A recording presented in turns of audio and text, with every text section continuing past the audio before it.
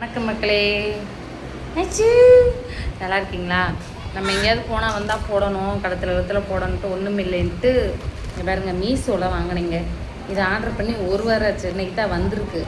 அது வந்து என்னடி ஆச்சு தாலி செயின் மாதிரி இருக்கும்ல, எனக்கு அது ரொம்ப நாளாக ஒரு ஆசை, வாங்கியிருக்கேன். கரெக்டாவா? ரேட்டிங்லாம் பார்த்து தான் வாங்கினேன், இருந்தாலும் மஞ்சள் பூத்து கிடக்கிற மாதிரியே இருக்குது. பார்த்தாலே கவரிங் தெரியட்டும், அதுதான் நல்லது.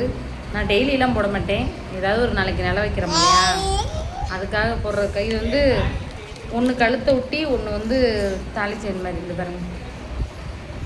நல்லா இருக்குதா? 180 ரூபாங்க.